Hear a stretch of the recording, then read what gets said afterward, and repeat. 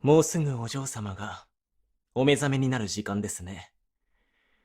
思った以上に旦那様からの仕事に時間がかかりましたが、まだ起きられる時間までに間に合うといいのですが。お嬢様、失礼いたします。お目覚めの時間になりましたので伺いました。こちらから扉を開けても大丈夫でしょう。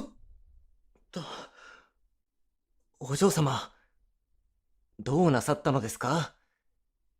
扉が開いたと思ったら、突然抱きついて来られて。怖い夢でも見たんですか？それより、こんな姿を旦那様に見られたら、はしたないとお叱りを受けます。少し落ち着いてください。そう。深呼吸。お上手ですよ。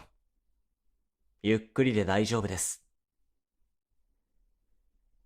まったく、訪ねてきたのが他の執事だった場合は、どうするんですか？私だったからよかったものを。それに、まだ寝巻きのままではないですか。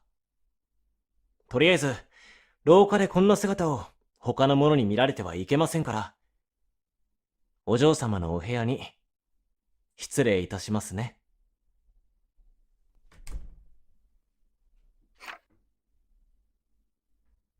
それで、お嬢様はどうしてこんな姿で、俺に抱きついてきたんでしょうか。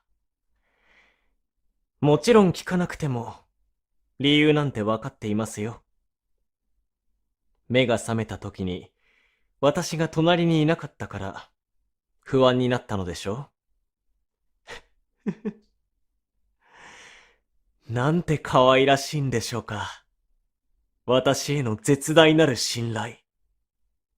いえ、違いますね。私への依存と執着、といったところでしょうか。ご幼少の頃から、お嬢様のそばに、ずっといたのですから、当然ですよね。何をするにしても、私がいないと、一人では物事を進められない。私の姿が視界から消えると、不安になって、迷子の子猫のように探してしまう。私なしでは、うまく息をすることもままならない。不安で不安で、寂しさと恐怖が襲ってくる。もちろん、そんな風にしつけてきたのは、私なんですけどね。どうしたのです？そんなに驚いた顔をして。今更ではないですか。現に私がいなくて、今まで探していたんでしょ？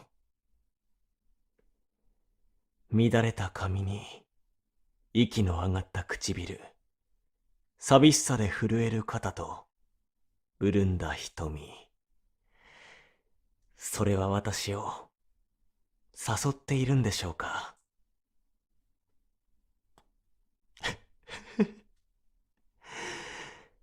あまりの愛おしさに口づけをしたこと、お許しください。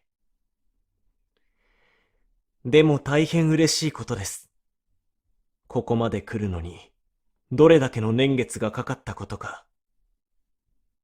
この屋敷に仕えて、初めてお嬢様に出会ったあの日、まだあどけない表情に、小さな手、拙い言葉で私へかけてくれた言葉。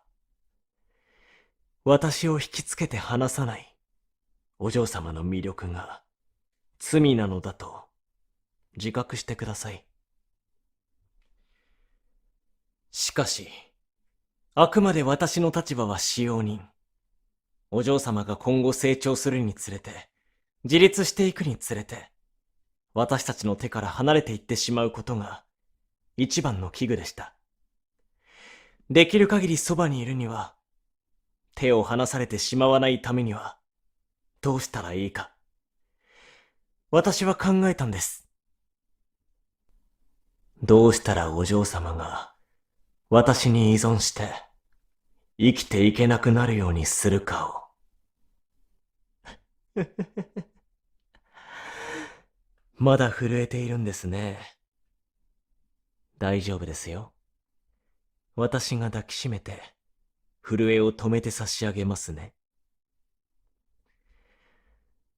もしかして、私の存在が怖くなってしまいましたか？でも、逃げるなら今のうちですよ。今なら旦那様に頼んで、私を解雇するという手段も取れます。しかし、それができるなら、ですけどね。お嬢様は、私がいない世界で、一人で生きていけますか？お嬢様の生活のすべては、私が把握しています。常に私がそばにいないと、何もできない。考えられない。そうですね。今日は私を探して見つけるまで、何を考えていましたか？自分でできることは、何か見つかりましたか？行動することはできましたか？何もできなかったが正解でしょうね。お嬢様が意志を持って行動する前に、すべてを私が整えていましたから。そうすることで、お嬢様の自立する術を防いできましたからね。辛いですか？悲しいですか？悔しいですか？何もできないお人形のような自分が。でも、お嬢様はそのままでいいんですよ。そういう風にしつけてきたのは、私だと言ったでしょ？これから先も、お嬢様のすべてに、私だけがいたらいいのですから。知識や意志、行動は、何一つ邪魔なものです。ただただ、私からの無償の愛情を受け入れ続ける心だけを持っていたらいいのです。